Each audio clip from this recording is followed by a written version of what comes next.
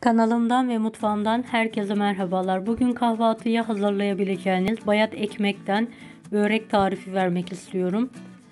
Hem bayat ekmeklerinizi değerlendirebileceğiniz hem de lezzetli bir tarif yapabileceğiniz kolay bir tariftir. Mutlaka sizler de yaparak ekmeklerinizi değerlendiriniz. 3 adet yumurta uygun bir kaseye kırılarak alınır. Üzerine bir kase yoğurt, çeyrek çay bardağı sıvı yağ eklenir. Tüm malzemeler pürüzsüz olana kadar çırpılır.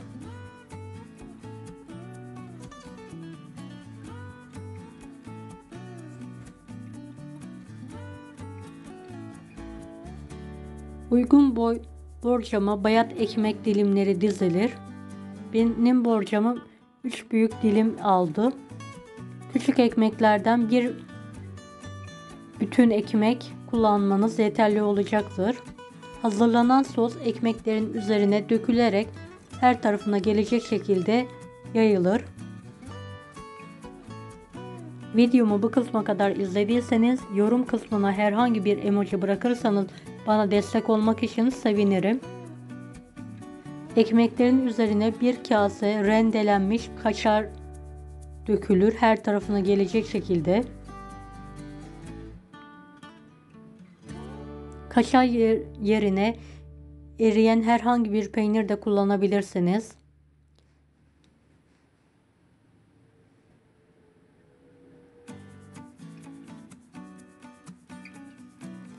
Dilimlenmiş sucuk koyulur. İsterseniz pastırma, salam kullanabilirsiniz veya hiçbir şey de kullanmayabilirsiniz. Sadece kaşar rendesiyle de yapabilirsiniz bu tarifinizi.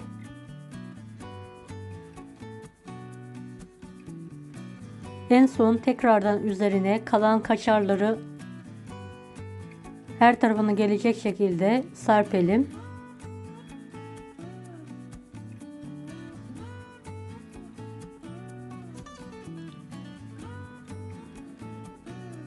Evet, böreğimiz hazır artık fırına girmeye.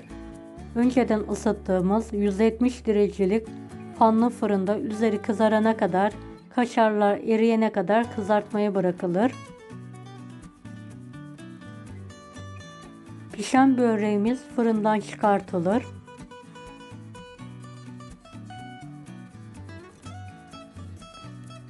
Dilimlenerek servise hazırlanır. Deneyecek olanlara şimdiden kolaylıklar dilerim. Kanalıma ücretsiz abone olmayı unutmayın.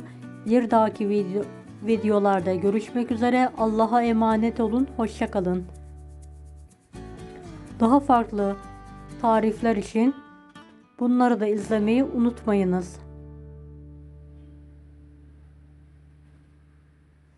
Afiyet olsun herkese.